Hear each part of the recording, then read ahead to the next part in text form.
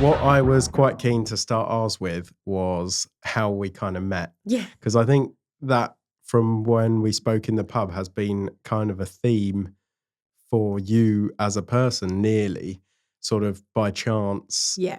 And sort of sporadically meeting people and going here and going there. So we actually met in the pub. You were decorating the pub at the time, and I just noticed you. We got chatting, and you just had such an awesome and cool story. And so I tracked you down, invited you on the podcast, and here we are. Here we are. Hopefully that's a good decision inviting me on. Big time. I'm very excited and I think it's going to go well. So you grew up in Sidcup, am I right? Yeah, I'm from Sidcup. I moved around a lot with my mum when I was younger. So I've lived all over the place, mainly around southeast London and like Kent. So yeah, there's been a lot of different places that I grew up in, and I think that helps me stay on my feet now, keep moving around. But I actually have found a home that I'm very comfortable in now, and that's always really nice as well. Yeah, no, that's good. And you bounced. So the reason moving and sort of going to, was it 6 different schools? Yeah, initially? well, I had 6 primary schools in southeast London, and then moved out to Kent, and I had a primary school there, and then went to my secondary school. So 8 schools in total. Wow, it's quite a lot. Yeah, and no one stays in touch either. It's really unfair. Oh, really? I do have a few friends from school, my last school, and that's really nice. So yeah, it's always, I think, pretty much all of my friends actually. Pretty much all of them are all secondary. Yeah, my best friend's from secondary school. Oh, lovely. Yeah. And even though secondary was quite far away, you've still stayed in touch. Is she still this way? No, she was one of my bridesmaids. So yeah, I haven't seen her for months though, because we've been so busy. You know what it's like with Christmas and deciding to set up a new business as well. So yeah, that kind of kills your social life. But then from there, I read that you were homeless. Yes, I was. That was pretty scary actually. So yeah, Really? it was.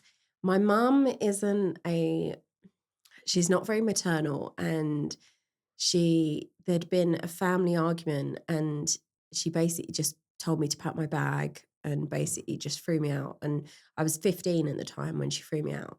Wow. And I had a part-time job, and I'd met a guy at this part-time job, and he was like, oh, come and stay with me, you'll be safe. And you're just young and naive, and you just think, I need somewhere to go. Who else can I call? So I went to stay with this guy, and I didn't end up staying there because he was a bit older than me, and I think he expected some sort of progression from me staying. Right. And I was really quite scared, and the police actually found me and took me home and was like, basically, if you ever do that again, like, you're going to be in trouble. Yeah. So that was when I was 15. And she just made my life difficult from then on. And then she threw me out when I turned 16 because there wasn't really that much legal obligation at that point. So then I was full on homeless. So I slept in a phone box. And it's weird because you don't think about those things until you're in that situation. You have to put your feet on the outside of the phone box so people can't open the door. So you're never fully asleep because you're aware that you're in a very dangerous situation. Wow. So, you have to kind of find something to sit on, cardboard wires or something like that, or a bag, because otherwise you are cold, like from the floor, which is not good. So, yeah, but it's these things, I think, in some ways that I laugh and joke about it, but I actually think it actually helped my career, because being on set, you can be on set for hours and hours and hours, and you can be tired and you need to still function. So, not as well in my 30s, but I can still function on 3-4 hours sleep a night because I'm so used to being on a bench, being awake, being in a phone box, being alert. Bless you. Yeah, I was homeless for a little while. It was really scary. I tried to I remember one girl, actually, I really wish I remembered her name and where she lived so I could thank her. But she came and found me in the phone box and took me back to her house. And she let me have a shower. And she gave me some clothes. And I think they were like Miss 60 jeans, which were Yeah. really expensive when I was younger. And she gave me a pair of these jeans to wear and a Wow. t-shirt, and I never gave it back to her. And I wish that, Yeah, I wish that I could 100%. call her up and be like, hey girl, you have my back. Like, here's something to Oh, say thanks. absolutely. Like, I was shown a lot of kindness, and, you know, I'm very grateful for that, because I don't think everyone is always shown that No. same care. Mm. But yeah, I managed to get into a hostel. And I think that was because I was a young girl. Like, Mm. I think someone took pity on me. But then being in a hostel, it's not a safe place. You know, you've got a roof over your head, but you're with some shady characters, Yeah. or characters that maybe aren't quite as focused as where they need to be and how they're going to get out of this predicament. And I always knew that I was a victim at that point, but I didn't want to stay that way. Mm. And I think having that drive is what made me become successful in my career. Yeah. So, yeah. Yeah. And I think reading your story, you can see that, and the sort of the change in, okay, I'm homeless, but next step, Yeah. where do we go from here? And it's noticeable in some of your stories that it's next step, and then get to the next step, and a little bit the same. We met your Yeah. new venture, which is, am I right in saying, the seasonal stylist? The seasonal styler. Styler. My I like husband it. keeps calling it stylist as well. I'm like, really? Oh, I think both. I think both I work, think but that yeah. might be somebody else's business, and she might do Ah, clothes. So that's we're styler, not styler, styler. seasonal I styler. like it. I like it. So, and that, so plans, obviously, when we met, it was the beginning of December, if I'm right, Yeah. and that was becoming the styling for Christmas and Yeah. things like that. What's next steps? Are we Easter, or is I'm going to there do some Valentine's Day stuff. I don't really wicked? celebrate Valentine's Day myself. I think Valentine's Day can feel a little bit like New Year's Eve for a lot of people. There's a lot of expectations. You're not with someone, then you're not worthy. And actually, I kind of want to make Valentine's Day a bit more about, you know, loving yourself. I've Mm. I've always been like that, and I have a husband now, but I was a Bridget Jones singleton for a very long time before I met my husband. And yeah, I just want to not put pressure on people to Yeah. have to be this picture perfect thing, but also, why not go and buy yourself some flowers, you Mm. know, and do something nice for yourself? Doesn't mean that because you don't have a partner, you can't celebrate it. No. So yeah, Valentine's Day and then Easter. So Easter is going to be lots of bunnies, lots of Yeah. chocolate, lots of hand painted mini Fabergé eggs I'm going to do. Lovely. But yeah, the busy period will mainly be Halloween and Christmas. Yeah. And that's going to be a lot of planning. So I think I start planning maybe like July. I Wow. think so. Given how quick I did it last year, I think, yeah, July would be comfortable. Yeah, and it would be nice then to have a lot more time ahead of you Yeah. to prepare Yes. and sort of de-stress Yeah, nearly. definitely. So what made you, because before seasonal styler, you were or are still Oh, a celebrity manicurist. manicurist. I like Yes. that. And what does being a celebrity manicurist entail? Basically, I create nail looks for movies, adverts, um, yeah, TV, concerts, world tours, that kind of thing. And I basically get allocated a client, Mm. and I have to just make sure the nails look nice. And it's I've explained it quite simply, but it is quite a difficult job. It's quite demanding. Mm. All my clients are lovely. I don't work with any horrible ones, so I'm very fortunate there. It is fun, and it's Mm. provided me with opportunities that people could only dream to have. Yeah. So I'm very grateful for that. Yeah, I always wanted to do something with nails. It was a hobby. I didn't think it would become my full-time job, Mm. but I always had a passion for it from about 4 or 5 years old. So I used to draw around my hands and create little nail designs, and my granddad would stick them in a folder. Yeah. I don't know where that folder is, but I'd love to see that. Oh, no, that was not that long ago, sort of similar. Obviously, I don't do it as a profession, but I found my old drawings as a kid of different Yeah. cars, because I used to be car obsessed for some reason. And yeah, little Ferrari drawings and stuff, and it was really sweet. I don't That's know nice. where I found it, but it was It's nice looking back on your inner child of what yeah. you was thinking before life lifed, Life, before life. bills starts coming and Yes, tax man and things like that. Yeah, great. Being an absolutely. adult, recommend. No. But when we were a kid, when I was a kid, I couldn't wait to start earning my own money, and I want to buy this and do this and all Yeah, sorts of things. And but now you're an adult, you're like, oh, I wish I could just have no responsibilities, go back. yeah. And you thought school was, or certainly I did, such a chore, and actually it was the I most mean, easiest time ever. I think it's like a universal thing, but I think everyone is just really tired. Mm, That's the bit I don't like about being an adult. I am tired all the time. It mm. never ends. I could sleep for a year and still never be fully rested, I think. That's interesting because I even now keep saying, "Oh, I just get a few early nights and I'll be feeling Yeah, a lot better or a lot more alive." yeah. And it never seems to come. Never enough, never cuts it. And when you do, the next day is like you get a good sleep, and then the next night you just can't sleep for some reason, Yeah, and it's a never-ending cycle. yeah, basically, that is life. Yes, that is life.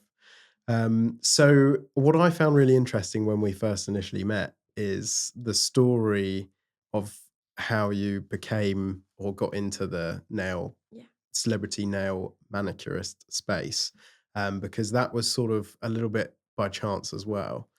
Yes, there was a competition in a magazine called Scratch, and I was like quite an avid reader, so I decided, do you know what, I'm just going to enter and see what happens. And I was pretty confident that I had what it took to get some way, but I Mm. didn't expect to win. So, yeah, I won and became nail idol. And it was literally like a judging panel. It was almost like X Factor, but for nails. Wow. It was really fun.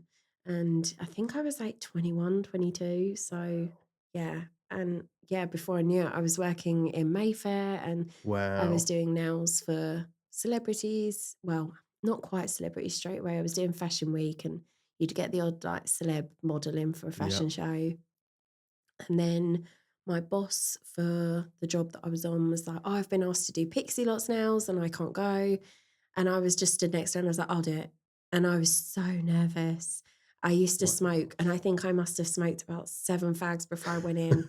Literally, like, oh God, I was like shaking. Yeah. I was like, I mean, the most famous person I'd ever met at that point was someone from Bucks Fizz. Like, I was like Wow. proper nervous. Yeah, yeah. And then, yeah, I went home and I was like, oh my God, I can't believe I've done it. And I woke up the next day and this picture of her for her 21st birthday was everywhere, absolutely everywhere. And I was like, oh my God. And I had so many newspaper cuttings from family. And Wow. yeah, and I swear my second job was something to do with Brad Pitt.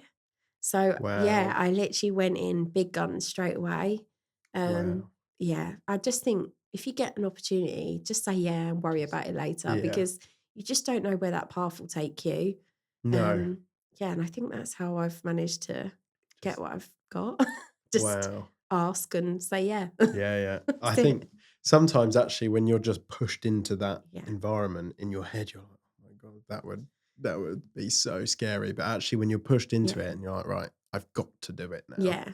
You just do it. I think because I'm just not, I don't think I've got many airs or graces. I think I just get on with it and I'm myself. And Yeah. if you like me, you like me. If you don't, you don't. So I think that tends to go down quite well with American clients. I think they find it Yeah. funny.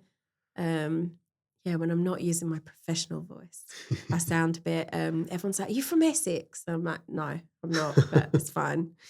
So, but I think the Americans appreciate the twang, I guess. I don't know Yeah. when I'm not using my telephone voice for a podcast. I know we've all got one of those. And my It's husband's going to listen back to this and be like, you do not sound like that. no, I think it's funny how, yeah, when we're faced with different environments, we can change certain things like our voice and things like that. Is often been quite funny to me how throughout life I've adapted into certain Yeah. situations or friendship groups and things like that. Has been It's almost quite fun. Yeah, it is. Get to be someone else for a few hours is good. So where was Nail Idol hosted? Now Idol was hosted in the salon that I ended up working in Mayfair. So it was Wow. just off of Regent Street.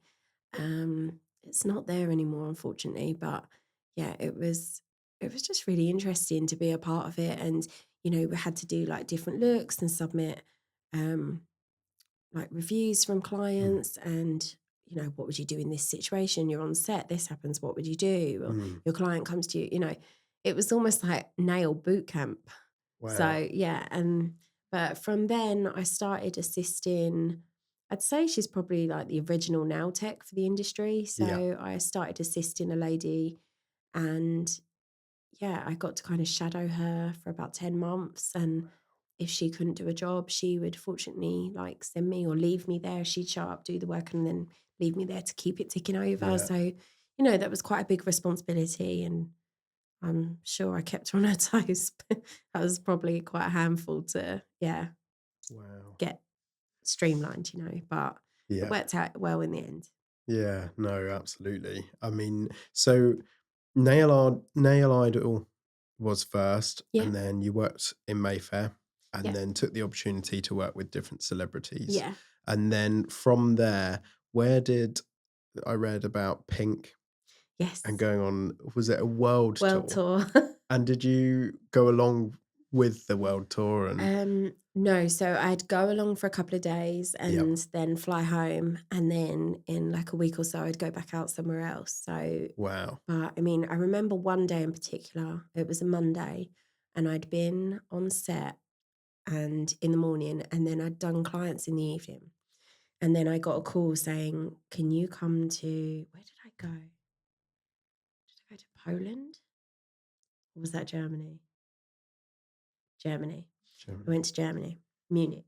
And I basically had to fly at, I think it was like 4 or 5 in the morning the next Yeah. day. But I was going from Heathrow. So, Mm. it's quite far from us right now. Yeah. I basically had to pack all my stuff, but I had to wait because I wasn't sure if it was 100% on. And I found out, I think at half past midnight I was going. Wow. So I then basically thought, well, there's no point going to sleep. Like, I'm Mm. packed. There's no point going to sleep. It's going to take a 2-hour drive. Mm. I need to be there early for the flight. So I basically just didn't sleep. So I'd been awake since like 5 a.m. on the Monday. I flew to Munich on the Tuesday. I arrived and had a little bit of downtime, but I was so tired at that point. I thought, if I fall asleep now, I'm done for. Yeah. So just power through. So I just stayed awake, and I set an alarm on my phone to go off every 10 minutes. So in case I fell asleep. Wow. Yeah, I hate that alarm sound now. I cannot have it on my phone. And then I had to do one hand on Pink, and she had to go off and do something else. And then later that evening, I did another hand on her feet. And then I finished at like 3 a.m. because you often find American clients are still running on American time. Yes, of And some course. people like to stay to that time. So it's not as much of a shift for when they get Mm. home. Um, so I basically stayed on American time. And then I finished at about 3:30 in the morning, and then had to leave straight away to get my flight back to London because I had to be in London before 8 a.m. for a job for Rimmel and Tom Daly. So that I didn't sleep then. I had to do a tour schedule on my phone while I was on the plane. So I just stayed awake then as well. And then, yeah, landed back in Heathrow, got ready, drove to London, and then showed up on a job with Tom for a press day for Rimmel. So, and Wow. then got home. And then, yeah, I was so dead. I think it was like, it was something stupid, like 36 hours or something, if not more, that I was awake. Wow. No, it wasn't. It was 60 something hours. I'd been awake for like 60 something hours, and I was so delirious. Yeah. Like my eye was like, it Twitching. was insane. Like, Wow. yeah. But I'm getting older now. I can't necessarily do that all the Do time. no. But my longest shoot had been about 40 hours on set. Yeah. So I was like, "Right, I've done 40 hours. I can do this." But Yeah. I was also 23 when I did 40 hours. So being 36, it was like 62 hours, I think. Yeah. Yeah, that one hurt. I bet. And how long did you have to catch up for after that? Oh my God. I think I got like 12 hours sleep and Woke up and carried on? again, it's never enough. No. Literally never enough sleep. That's what I asked Santa for Christmas Yeah. and it didn't really come, but it's fine. No, no. Maybe one day. Maybe. Maybe we can, I think the, hedgehogs have got it right where Yeah, they hibernating. hibernate. That sounds Yeah. good. My Hibernate. husband said that I can retire in a couple of years if I fancy it. I was like, tempting. Yeah. Just sleep all day. Yes. I think by the sounds of it, I don't think you'll ever retire. There'll No, always no. be something itching I'll to, be 60 hanging baubles and painting nails simultaneously. yes, skilled, very skilled. So Pink, you worked how long did you work for Pink? Oh, I think it was about a year and a half. I was meant to finish. I was booked to do a couple more tour dates, but I had to have a really large operation in February last year, and my career kind of had to go on hold. So yeah, it was kind of stopped a bit dead in its tracks. But Yeah. yeah, So hopefully I'll get booked again. You never yeah, know. absolutely. And what is she like in person? Amazing, Yeah? incredible. Yeah, Oh, everything you see and then some. Yeah, oh, wow. a really, really, really nice client. So yeah, I was Oh, very, good. very lucky to have that experience. Was she, Her team's amazing as well. They're really really? nice. Everyone was just so friendly and things just a well-oiled machine. Like everything just, it was no Just trouble. flowed. Yeah, Wow. great team. It's amazing because you forget that there's how much would go into something like just even a world tour. Yeah, Um, and organizing all of that to me would just yeah. hurt your head just to organize so everything comes down to moving to different countries and like you I getting on a mean, plane. packing your kit for that, like, because you don't want to put it in hold, like necessarily. Some of the items have to go in hold, Mm, but also, what if it doesn't show up? wow, So you yeah. need to have certain things in your hand luggage, Mm, but you can't have over so many milliliters and you mm, can't have tools. So you have to be really careful about what of you're packing, but you course. need to have backup for what you've got. And there was one time that the lamp wouldn't turn on in the Mm, hotel room. And I was like, okay, this is a universal lamp. It can work in any country. Like, I don't understand why this is happening. Um, and I was like, it's fine. We're going mm, to sort this. Right. Her assistant ran out and got me a nail polish. And I just did the same look mm, temporarily as backup in polish. And I was mm. like, if I can't fix this problem, at least we've got something. Yeah. But I'm going to do my best to get it sorted. And it turns out it was a dodgy plug, a dodgy plug point. Oh, So I managed to quickly do them at the stadium. yeah. So yeah, that was, yeah, I have sleepless nights about that moment often. I think about that. I don't like messing up. So No. it was frustrating, but I think I did everything I could. So yeah, Yeah. Yeah, and the feeling of, okay, this isn't working, but eventually getting everything done yeah, must have been like, relief. yeah, Yes. absolutely. So from Pink, did you say you had to sadly stop Pink Yeah. because of an operation? Yeah. And do you mind me asking? No, of course. Sometimes it's like, yeah, it's my battle wounds, and then other times I'm like, oh God. Yeah. But it's fine. I had a benign tumor in my liver that was picked up in 2021. And I'd had like 9 scans and I kept getting pain. And I got pain when it was like a centimeter big, which is unusual. So Yeah. you wouldn't normally feel pain until it's about 5 centimeters, Right. um, because your liver technically doesn't really feel pain. Who knew? um, well, unfortunately, the pain I was getting was, at the time, I would have said agony. And I had to go to A&E quite a few times. So they was like, we're just going to keep checking. We'll just keep you Mm, checking. And then I was referred to King's College Hospital in London, and I'd named it at this point. It was called Lumpy. And I was like, Lumpy's giving me grief. So showed up with my granddad to this appointment, and I was like, oh, so what are we going to do about Lumpy then? And she was like, oh, I'm sorry, Mrs. Hafferall, it's not as benign as we hoped for. And I was just, I laugh and joke about things, but I was like super stumped because I was mm, like, well, you've not said it's cancer, but you've not said that it's not. And then I was told they were worried that it was going to rupture my liver. Yeah. And the pain that I was getting was the tumour, because it was in my liver. It wasn't on the outside. It couldn't be biopsied, but it was basically the pain of it moving around and Right. growing was stretching the membrane of the liver, which is where the pain was coming from. And I had some pain from a lymph node next to it. So that was the 7th of December 2023. And I had my pre-op on January the 2nd. And then I had my surgery on the 1st of February. Yeah. I was booked or earmarked to go to Australia with Pink, but obviously that was in February, March, and I wasn't well enough for anything. And I did lose clients in that time, and I found that really hard. Yeah. I'd always been pretty confident, and what's meant for me is meant for me, and it was a bit of a knock to my confidence. I bet. And some foundation wise as well, actually, it was quite a knock to lose. Does that make sense? Like, I've always been so driven, and the things that I've lost, I feel most of the time has been on my terms, or like I've been at peace with it. Well, I wasn't at peace with that, losing things that I'd built up, clients, brands.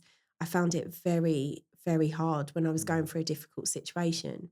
I found out that the tumour I'd had been misdiagnosed, and basically, it had to come out. So, but they couldn't biopsy it until it was out.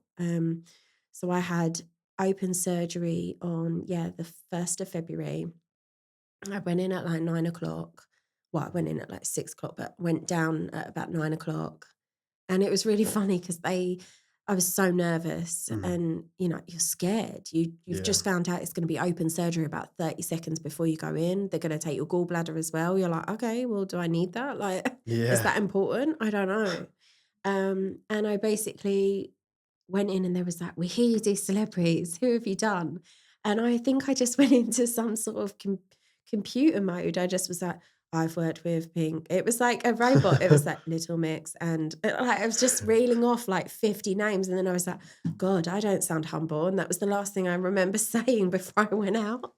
So yeah, I bet they thought you absolute idiot. But I was just like, I don't know what to talk about. And then I was like, oh great, now they think I'm probably bragging. And yeah, I was like, God, I'm sounding humble and gone.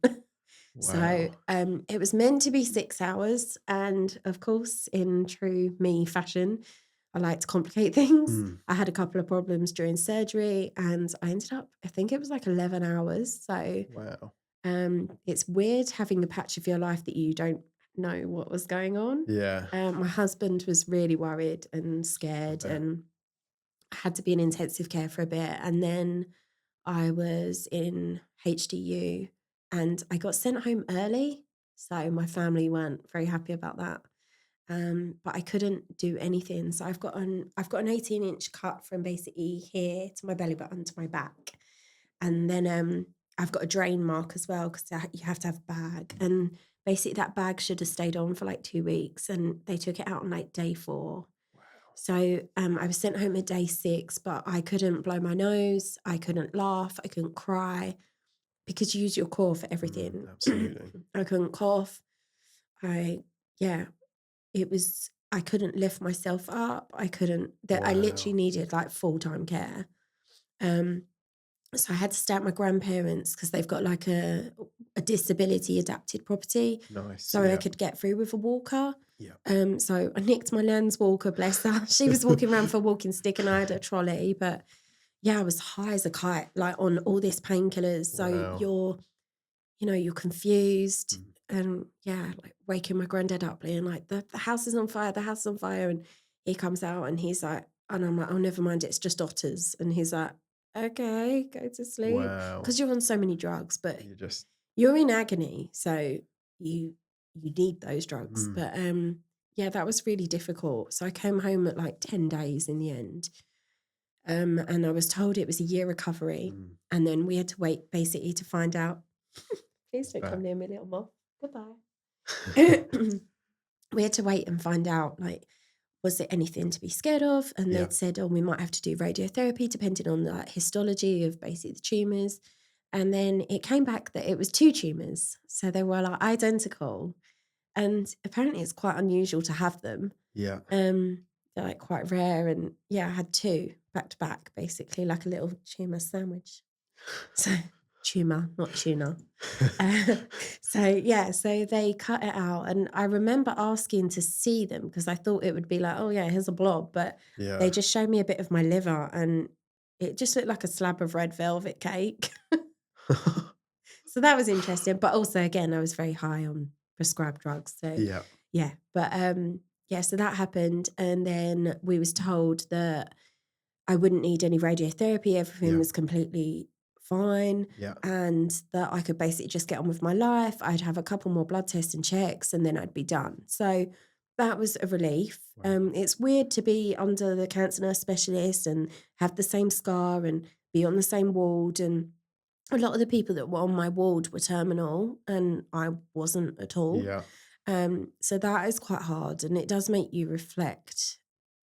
It makes you reflect quite a lot. Um, Anyway, I lost loads of weight because I couldn't eat. Yeah, I needed constant care, but I did rush back to work as soon as I could, too soon. But I was still complaining of pain, and this pain had taken me to hospital a couple of times, and Yeah. they were like, you're fine, nothing's wrong. And I was like, I know my body, something Yeah. ain't right. Like this is worse than lumpy. Like this is 10 times worse. And they were like, yeah, you're fine. Go to Florida, go on holiday. So we went on holiday, and I was on the plane, and I was like, I'm in a lot of pain. Like something bad is happening. And she was like, are you okay to fly? And I was like, I think so. Well, turns out I wasn't. No. So we had that holiday, and we came back, and I ended up going to hospital in excruciating pain. And again, they was like, well, we can just keep you in hospital for a couple of weeks until a bed becomes available. It's just fluid. We'll drain it. So King's then had me back in July. I had to wait a long time. Yeah, had me back in July, and I went for they basically, I couldn't have anesthetic because I'd been on it too long. Right. So I had it awake, and they went in through my rib cage, and they basically had to fit a drain through my rib cage, but it caught my diaphragm. So I had a bit of nerve issue pain, and I ended up going into a bit of a spasm in that area. So my Yeah. whole body just locked. Um, and then I was fine for a couple of days in hospital, and a bit tender, but fine. And then the surgeon was like, oh, it's not meant to be that colour. And it was diagnosed that I developed a biloma. So a biloma is when your liver leaks bile, but it's deadly. Bile is not nice. And No. everything it touches, it causes a problem. So I had a biloma, and it's about that big. So maybe a grapefruit. Yeah. So that's what the pain was. So if I was at risk of nearly rupturing at maybe 4.5 centimetres, this was, a lot bigger. So Wow. that's why I was in so much pain. But unfortunately, it just kept getting worse. And I had a really bad incident, and loads of nurses came rushing out, and they had to give me like 4 lots of pain relief, and they were trying to get cannulas in, and because they needed more. And it was so confusing. I was in so much pain, and I just ended up begging them, like, please, like, knock me out, let me die. Like, I've never felt anything. That is my Wow. benchmark now. So, and then they had to rip the drain out, but the drain is curled. So when they pulled, and then the bile, I felt loads. Yeah, Oh. am I making you squirmish? No, you're good. The bile ended up going in my stomach, and I ended up back on HDU. So, and it just, I actually didn't think I was going to come home. So Oh, bless I you. thought that was going to be it. And my husband was like really worried, and he came up to King's, and it was just, we can't get a cannula in because her veins are collapsing, and we can't get this because she's dehydrated, and we can't do this because she's septic, and we can't do this. She's now got this infection. She's now got fluid on her lung collapsed. Like, Yeah. it was just one thing after another. And my mental health took an absolute nosedive. I bet. Not being able to see the sky and a breeze and greenery, you don't realise how lucky you are to have those Yeah. things. I felt like I was in a prison. and I was in there for 2 weeks. You know, it's nothing. I could Mm. never kill someone because I'm not down for that stretch, you know? So I found that really, really hard. Yeah. I'm rambling, sorry. No, it's great. It's great. It's interesting to know Yeah, sort of, the process that you went through, and yeah, it's not surprising that you kind of lost a bit of foundation and actually, found, yeah, the whole yeah. process must have been, I'm not surprised you got depressed. You weren't depressed before that, just from everything you'd been through to that point, you know? Yeah, I mean, I'm diagnosed with bipolar and Yeah. ASD, and I have struggled throughout the years, but I was in I was nervous and I Mm. was scared. And, the last I'd say the last 2 years have really changed my perspective on life. And it shook me so much going Mm. through this experience. Um, and it's really been a case of, well, can I break now? And it's like, well, you can't, because you've still No. got to do 9 more days of injections. You've still got to go for another scan. You can't just give up yet Mm. because you're not there yet. No. And I think my husband, my friends, and the clients that I have, and I had flowers come in from all over the world, and balloons Oh. and chocolates and cards, and just even text messages. Like, I screenshotted loads and just reread them, and they really do keep you going in that Yeah, moment. absolutely. I mean, you don't start out the year planning to have one operation, let alone 3. Mm. So, yeah, because my operation, where they pulled the drain out, the drain had to then be put back in. So, but it's really weird because the smallest scar, it's literally like, it's it's Diddy, it's like a Yeah. pinhead, I and suppose that's the that one that would, nearly killed me. wow. So not that one, the Just tiny one. But wow. yeah, I'm gonna get a tattoo on it actually on the day of, like, my year anniversary from the big operation. So Oh, lovely. yeah, just to Just kind of remind myself. nice. Do you know what it is? Yes. Yeah? I've fallen in love with a book series called ACOTAR. Don't Akatar? know if you've heard of this. No. Okay, so it's A Court of Thorn and Roses. Yeah. And I could not get into this book when I was in hospital, and I was getting so frustrated. And a woman opposite me was very, very ill and unfortunately terminal. Oh. And she said, "Oh, you're reading that book." She said, "You're going to love it." And I was like, "I just don't." And she was like, "Carry on, like, it's so Mm. worth it." And she's like, "We're going to be bonded for life over these books." And I Oh. just thought, well, you've got a terminal diagnosis. I'm Yeah. struggling with my mental health, and yeah, I get to go home. Yeah. And I think about her often. And we were the girl band. There was 4 Mm. of us on the bay, and yeah, I think they really kept me going in that moment. And Mm. it sounds silly because I was probably the one that didn't deserve the support. Like, they were all going through something really horrific that I wouldn't wish on Mm. anyone. And yet they literally just picked me up and helped me carry on for 2 Mm. weeks. It sounds like I was in there for 2 months, but No, it's a hospital day is longer than any other day. yeah. But I read this book. There's 5 in the series, and book 2, it just got me through it. I actually finished reading it again today. And Wow. yeah, so I'm getting a little 3-peak mountain and 3 Nice. stars. So, because I went through 3 operations, but the 3 stars and 3 mountain peaks is from the book. Yeah. But I thought it was like getting over a bloody mountain. Yeah. So yeah, I thought it was quite apt. That is So, and very apt. also a bit of a homage to that lady, because life is Mm. so short, you know. Yeah. Yeah. Yeah. And I think a little bit of your story, but also theirs, is that you never really know what's around the corner. No, your life can change like that, Mm.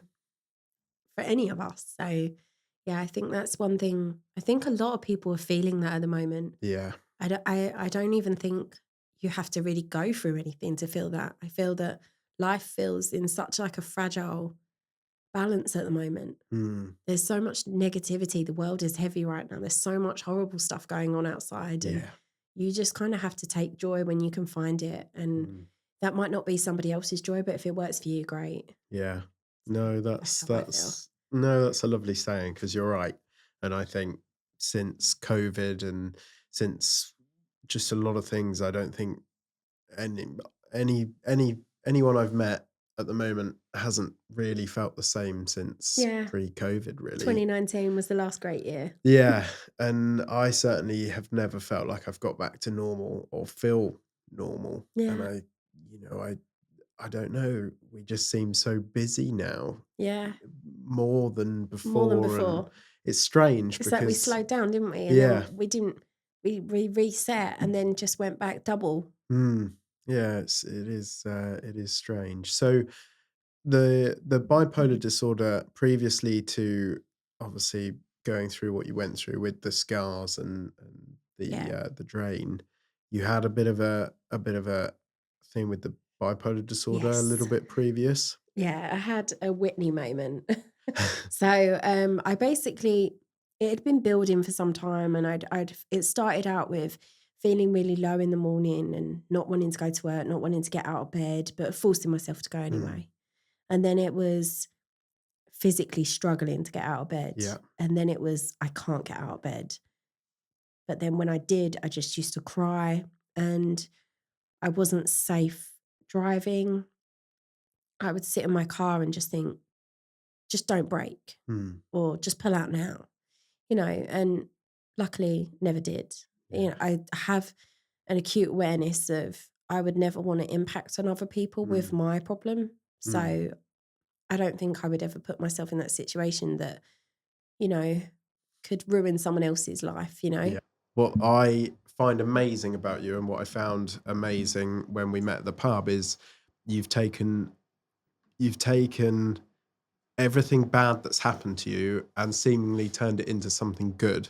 Yes. And I think we can all hopefully take a leaf out of that book. And I think that's amazing, for anyone, because for a lot of people, going through just one of perhaps the things that you've gone through Yeah. would turn their lives upside down. Yeah, I guess. I think shit is the best fertilizer. Yeah. So I think that's just, I've always used it. Don't get me wrong, like I have those victim moments where Mm, I wallow in it and, I'm down and I'm sad and mm, I'm inconsolable. Like I'm human. Like we all get those moments. yeah. But then I hit this point and I'm like, no, I'm not staying down. Like Mm, this isn't my end game. Like I'm yeah. going. And I just kind of use it to kind of propel me into my next thing. Mm. So after my breakdown with my bipolar, So I had to do a little bit of research, yeah, because I've heard bipolar sort of before. I've heard of it yeah, before. I didn't fully know what it people use was. it as like a descriptor, like, oh, she's so bipolar, Yeah, and it's just kind of throwaway, yeah. but it is actually a really horrible condition to have. So, So what I learned was that it's quite a extreme form of mental health, yeah, or mental illness, yeah, sorry. And you can go from feeling absolutely chipper and amazing to dropping so low that you want the world to swallow you up, and you yeah. just don't want to do anything, pretty It much. can it can go for months. So you could be absolutely ecstatic for 3 Mm. months, and then you could be suicidally depressed for 6 months. Wow. And it's very hard for the person to be going through that. Mm. But I actually think it's harder for the people around that person. Right. I don't know if Interesting. everyone would agree, but that's definitely my take on it. It's you drop a stone in the pond and the Mm. ripple starts small and it just gets bigger and bigger and bigger. And Wow. that's, I would say, how bipolar is. Yeah. 1 minute, I think I said to my granddad I wanted to be prime minister and I wanted to set up my own political party. And he literally helped me do like some canvassing points. And he was like helping me like get people's signatures. Yeah, honestly. And then I wanted to be a pop star. I can sing, but not in tune. Yeah. Um, and yeah, then I was going to be a model. I'm also 5'1". It's not going to happen. But I wanted to be a model for a bit. And then yeah, I was just going to take on the world. And I've always had that Mm. kind of, I'm going to do it. Yeah. And I think in some ways that's how I've managed to set up my companies because Mm. I've used that energy in that moment to create something. But then Yeah. it's sustaining that level of commitment. It's Mm. sustaining that fast pace. It's sustaining everything that a business requires. And, Yeah. and sometimes you can't. Like, I had my breakdown. I'd say it started in 2015 and it just got worse and worse and worse. And it was the January, and I tried to commit suicide on the Christmas 2015.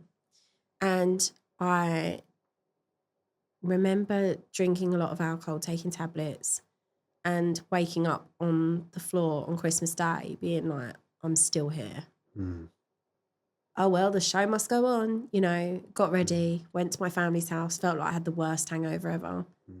Went to my family's house and smiling. I look back at those pictures, it's so strange because the smile's there, but the lights aren't on. And I remember like just feeling like it was just building and building like a pressure cooker. And I told my grandparents, I think it was like early January, oh, just, you know, I can't cope anymore. This is it. I just don't want to be here. Help me. And my nan and granddad were brilliant. And they was like, we're going to help you. We're going to get this sorted. They took me down to the doctors and they gave me some tablets that in case I got a bit neurotic and to calm me down. And then I get a phone call saying, you've been booked for Star Wars. You're going to be doing Carrie Fisher's nails for the Star Wars film. Yeah. So I was like, oh, I'm fine now. Like that. And then off we go. We go on a hyper. So then I was absolutely buzzing for 3 months. Well, then that contract comes to an end. Yeah. And then all I've done is just press pause on whatever that explosion was. Right. So it got to like April and I was like, I'm going on holiday. And my granddad was like, what do you mean you're going on? And I'm going now to Greece in 8 hours. And he was like, you should be going to hospital, not Greece. And I landed in Greece and I was stood in the sea. And someone actually came up to me and was like, are you okay? I'd been stood there for hours just in the sea, like up to my knees, just staring, just completely. I started like blacking out, like not doing anything, just almost like I just run out of batteries. Yeah. And I couldn't tell you what had happened in that last hour, 2 hours. And then I was like, maybe something is wrong. And I got really upset on holiday and I came home. And then I met a guy. So, of course, off we go again in an up. Yeah. And then that guy was probably the most dangerous person I could have met at the most vulnerable time. Wow. And he was really narcissistic, not the good kind. You know, everyone needs a degree of narcissism, otherwise none of us would get up each day, you know, but this was toxic. And he just literally, I can't put all the blame on him because I was mentally strained at that point. Yeah. But he was a very big catalyst, and it took 36 days of dating this guy, and he basically told me I was a burden, told me that why don't I just do the world a favour? So it was kind of the seal of approval I'd been seeking, I guess, for how I felt for a year and a half. And yeah, I attempted suicide again, and I woke up in hospital. Someone had texted and I'd made a spelling mistake, and I'm quite particular on that. And because I didn't correct it, they was like, this is out of character. So they called the police and asked them to do a welfare check, and the police had broken in and found me and got the ambulance and taken me to hospital. Wow. And yeah, I had no like recognition of it, but it was really strange because I kept hearing someone's voice saying to me, it's going to be fine, it's going to be fine. And I wasn't sure if it was the ambulance driver, a police officer, or just maybe a guardian angel, if you believe in that sort of thing. And it's really sad because I feel so sorry for the person that I was at that point. I was so unwell. I was really vulnerable. I was around not a very good person to be around, a drug user. You know, it's dangerous to be around that if you're weak anyway. In a and vulnerable state. He broke me down. You know, his mood would cycle depending on what drug he was on, what dose of steroid. And, you know, he'd be happy, happy, happy. And then he'd be like, I hate you. And then he'd be like, oh, no, I love you. Let's go out. And right, that's it. I'm leaving you for my ex-girlfriend. And then, oh, what are you crying for? right, I just need some space. Oh, I love you. And that was a week. That was Monday to Sunday. Yeah. You know, and it just facilitated this complete turmoil. So no wonder he unraveled me so quick. And then I started recovering. I had a 16-week recovery from that. It was quite bad. And so recovering in what kind of sense? Sorry. So I took an overdose of, I think it was like 100 or something tablets, like handfuls. Yeah. And wow. I took 50 of a particular tablet, and 52 would have been enough to kill me. And I was too short. Wow. And I took that, and then I drank some vodka, and I'm not a big drinker, but I drank some vodka and did my hair and makeup, put my cat outside, wrote my goodbye note to my nan and granddad, text my best friend's kid good night. And then, I just got in the bath because it was hot water, and I just thought it would help. And you know what? I've never felt so peaceful as I did in that moment. And in some way, when I found out that I was saved, I felt betrayed and angry, because I was like, you didn't save me. You've put me back in. I'm now not the girl that feels suicidal. I'm the girl that tried and failed. Yeah. And sometimes, if anything, that's worse. And I had neighbours looking at me funny, and don't leave your kids with her, she's not safe, and don't invite her to the wedding because she'll have a breakdown. And, you know, that again showed me who was in my corner and who wasn't. Yeah. And that was really hard to kind of process and deal with. But I then had another bipolar moment. So we went from this rock bottom low to this manic up. And I decided to do a world record attempt to raise money for mental health charities. And it was basically to do as many nails as people had died from suicide in the UK. Wow. And that was 6,057, I think, people. But there's something like 5 million people that try to commit suicide every year, and only 1 million achieve it. But that's still 1 million people. It's a lot. It's a lot. It's really high numbers. So I did this world record attempt, and Guinness World Records made my life hell. Really? They wouldn't do anything. They wanted £10,000. They wanted accommodation. I was like, I can literally see your office from here. Yeah. You know, that was really frustrating, because it was for a good cause. It wasn't, you know, it wasn't clout chasing. I wanted to make a difference, and I wanted to put it into perspective. This is how many people suffer. And trust it to be the first sunny weekend we had of 2017. It was so annoying. But I had nail techs come from all over the world, from Spain, Ireland. We had like 200 odd nail techs, and we raised not as much money as I hoped we'd raise at all. We hoped to raise thousands. And that also knocked me back, because I was like, we've only raised a couple of thousand, you know. The event costs more than that. But I think the awareness and the openness that it gave other nail techs to say, actually, I feel like this at times, or my son feels like this, or my husband, you know. Yeah. And it gave people a platform to talk about loved ones that had committed suicide. And they went from being angry to saying, I get it. Yeah. And if that's something that I can give to somebody, you know, because dying is like, your body does everything it can to not. So it's not an easy way out. And people think it's the easy way out, but it's not. And I hope that the events that I did, and the podcasts or the talks or the interviews or the text messages or the emails, I used to like live stream some of my episodes so people could see what it was like. Wow. You know, how this could affect anyone, your accountant, your mum, your sister, your gardener, like, you know, your best friend, the person in Audi, like anyone. Yeah. And it doesn't discriminate. No one's safe from it. No. And I just kind of wanted to show that, really. I ended up doing a couple of different events going along. And in the end, Samaritans asked me to feature in their Christmas advert. Yeah. And obviously Christmas 2015 was a really hard time. And I did rely on Samaritans at points from my recovery. Like, I think a lot of people didn't know that my 2016 August suicide attempt, I think people thought that was the last time, but what they don't know, I never really made it a public thing because everything had been so public at that point. You know, I think one of the videos was watched by 300,000 people I went to school with.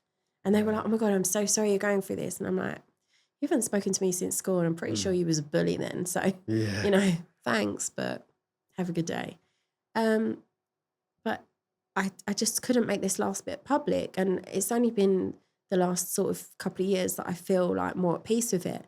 But I did my Nailing Mental Health event. We had all these techs here in this world record attempt. And then that was the 2nd of April. And by the 8th of April, I tried to commit suicide again. So I just basically pressed pause on an explosion that hadn't finished. Yeah. And then it was like distraction, bang. And I think we're all guilty of that. Instead of being present with that hurt, instead of being present with whatever we're going through, we just distract ourselves. And at some point we have to face that. And I'm getting a lot better at facing it. Yeah. And do you mind me asking how now you face that? How do I face it now? I try to be, even to people I don't like, you can't tell somebody how they feel is wrong. If someone feels that way, that's how they feel and they're entitled to that. You don't have to agree with it. But I think for myself, I tell myself you're valid in how you feel. You would be upset going through that. You would be traumatized going through that. You would be scared. And I think by acknowledging that and saying, like, I feel concerned about my mental well-being, I feel concerned about how this is going to affect me. I realised when I need to ask for help, so I ask for help. My friends and my husband are amazing, and my family as well. Like, they're amazing. You know, my best friend will be like, right, come and stay with me. We'll have a digital detox. My husband would be like, right, that's it. We're going to leave the phone at home today. We're going to go for a walk in nature. We're going to eat your favourite foods. Going to have a nice pamper. He cuts my hair for me. Nice. So he'll, like, you know, pamper me or get me a face mask or pyjamas in the tumble dryer so they're toasty, you know. And it sounds silly, but those little things, if I'm starting to go, just a few days of home care and good sleep and no screens, because screens aren't always a great thing. No. You know, paper, touching a book and touching grass and being out with trees and birds. It is such a good anchor. And people say, oh, have you been for a walk? And you think, fuck off, I don't want to go for a walk. I'm depressed. I don't want to leave the house. But it's amazing what a bit of fresh air and daylight and sun. So now if I feel like I'm slipping or I feel like I'm going for a hard time, like throughout all of these tumor diagnoses and appointments, I broke out the hospital one day and took my little wheelie stick with me, bleeping away. And I went and sat on a bench and no SPF on, which is like a cardinal sin. But I went with no SPF and I just closed my eyes and faced my face towards the sun. Because I was like, sometimes you just need vitamin D. You just need that energy. And it is an energy. So I'm very good at grounding myself now in those moments with nature. And identifying the threat or identifying the problem and accepting that it is a problem, but it's not permanent. I try and do that. And also I speak really openly. And I think some people probably think I bang on, but if that's what you need to get through it, I'd rather listen to the same story 100 times than someone give up. Absolutely. So, and I think it's really important to listen to yourself as well. Don't just, I say yes to everything, but say yes to the opportunity, to the chance. You don't have to say yes to, oh, come round. If you don't want to, you know, stay at home. But I think, that sounds a bit contradictory. Say yes to everything, but don't. I know what you mean. There's a difference between opportunity and just going along with certain things. Because once in my life, I'd feel guilty for not saying yes to everything. So I'd say yes to everything. And now, like, if I've had a really busy day and I don't want to meet a friend in the evening, I won't meet a friend in the evening. No. As just a small example. So I know what you mean. Whereas if, the opportunity of a guest came and it was tomorrow and it was going to leave me tight, I'd do it because Yeah. it's like, I It's the want that opportunity. guest on. Yeah, So, it's having the perception, isn't it, to work out, is that something I should be saying yes to? Like, if it makes you feel scared, I think do it. yeah. But if it makes you feel dread, then don't. Mm, And I think that's kind of how I try to be now. yeah. Don't get me wrong, some things still slip through and I think, why did I offer? Why did I do that? Or why did I say yes? And I really don't want to go now. But what if the most amazing thing comes from Yeah. saying yes? And I always think those things sometimes that you say yes to and actually you're like, oh my goodness, I could do without this tonight. Why did I say yes? Or, things like that. Actually, when you go and you do it, you have the best time. Yeah. And actually you look back and think, what was that I had? I know. This was good. This I was a know. good thing. And sometimes it's just like I said earlier with the kind of pixie lot scenario, you just gotta Yeah. I'm in this now. I'm I've doing just it. got to do it. And it's touch wood, it's going to go well. But if it doesn't, I've given it a go. And that's the main thing. So yeah, I see exactly what you mean. That's So good. to roll back slightly, just to establish a little bit of a timeline. So when you were 16, Yeah. you went through the homelessness Yeah. sort of era as such. How did you overcome that and come out of that, if you don't mind me? Well, I was homeless for a bit. And I honestly don't know if I could tell you how long. It's a bit of a warped moment. It just bet. kind of blurred the days. I wasn't sure whether it was this day or that day. So I know it was for a few weeks at least, Yeah. maybe a month or so. And it was just trying to find anywhere I could. And I managed to get this hostel.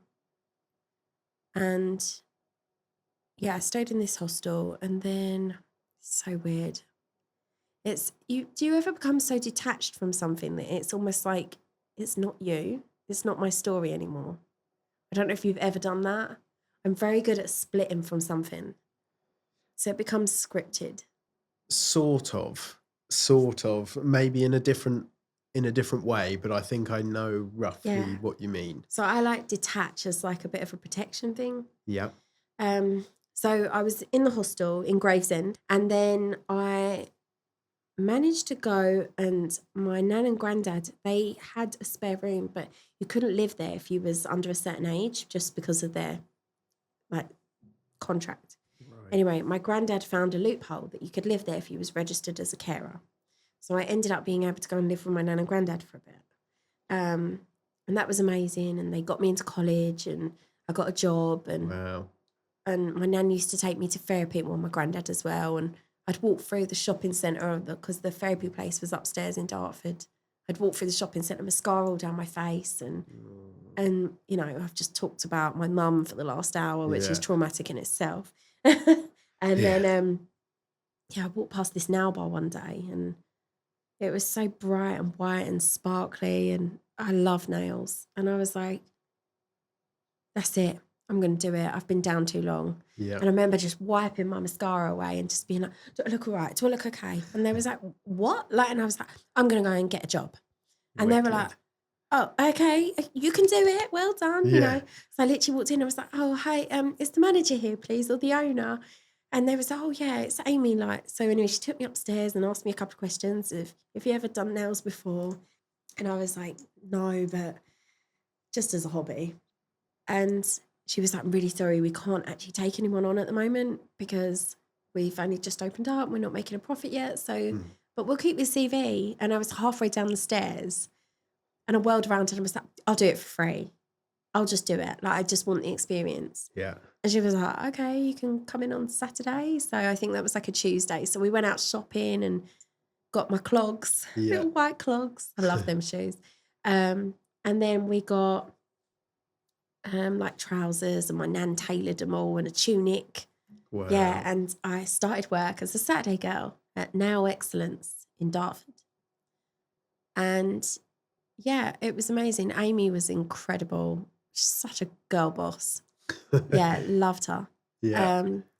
And she used to pick me up in her car in a blue Peugeot convertible, and I'd get to smoke, and we'd listen to Destiny's Child, and I just thought, I've made it. I literally felt that I'd made it. Yeah. I was on top of the world. Yeah, anyway, I basically loved it so much. I was like, can I come back tomorrow? And she was like, yeah. Can I come back Monday? Yeah. Stop asking. Just come back if you want to. So anyway, the business ended up having to relocate and close because of leasing. And yeah, they'd all organised for me to go and do a college certificate basically, so I could actually get qualified. Yeah. So my granddad, he bought some of my kit. Amy got me loads of bits. They basically set up a kit for me. And I basically went to college.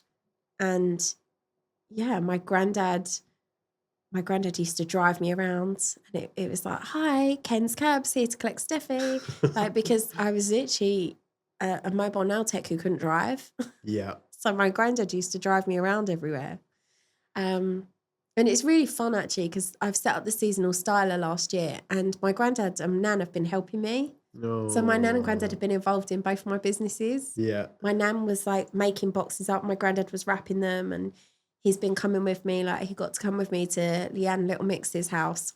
I mustn't call her Leanne Little Mix. Leanne Pinnock. Leanne Pinnock's house. Yeah.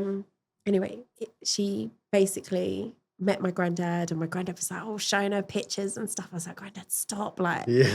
But yeah, he came with me to that and helped me pack down yesterday. And yeah, he's chatting away, and he loves it.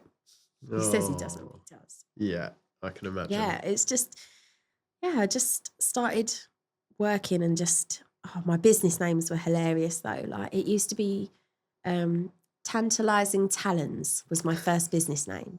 No, Tantalising Tips. Tantalising Tips. And I used to get people phoning up and heavy breathing. And I'd be like, Granddad, some weirdos on the phone. Yeah. My granddad would be like, oh God. And I think they thought it was tits. Right. Yeah, there was a bit of a crossover. So it had to be changed quite quickly. So it then became Tantalising Talons. And everyone in Dartford was like, what's that? So I was like, right, can't be that. So then it became Fingertips with the standard Vistaprint logo. Yeah. That everyone had with the nail polish. And then I was like, I don't want to be the same as everyone else. So I just was like, I'm going to be Stephanie Staunton. And Stephanie Staunton. yeah, and everyone was like, can't copy that. No. So yeah, and then I won Nail Idol. Yeah, and then I was in Vogue and The Times, and it just sort of piled on. Yeah. I did have a break in 2016 when I wasn't well. Yeah. And I was like, great, my career's over. It's never going to bounce back. And actually, I've done some of the most incredible things since then. Yeah. Doing nails for The Little Mermaid, as the lead nail technician. I mean, I got in my car every day at Pinewood and was pinching myself what the fuck? I love Disney. Yeah. I love nails and I love Disney. And I just could cry with happiness. It was a very proud moment. Wow. So have you watched The Little Mermaid since and gone? Multiple times. I did those nails. Yes. I did those. Yeah. Yeah? Yeah, I'm literally there's a bit where Ursula stabs a prawn. I think it's a prawn. Yeah. She stabs it with her nail and she's like this. And I'm like, oh, God. Are you going to watch it tonight? No. Or at some point just to go, that's the bit. I've never seen it. It's so strange when people watch it. And I remember an influencer saying, oh, yeah, Steffi Nails is giving us mermaid core vibes. And it's literally a plain pink with a tiny bit of shimmer in it, because some jobs you are quite specifically on a track to do X, Y, Z, and that's it. And there isn't room to, of course I want to do bubbles and seaweed and glitters, but yeah, there isn't that. And I took my lead from Peter, who is the head makeup artist, and he's incredible. I took my lead from him, and he wanted plain pink. And I was like, okay, that's fine. And I put a little bit of glitter in there for Hallie to make her a little bit less nervous. I was like, you've got a little bit of magic in there. So if you get nervous, just think you got magic.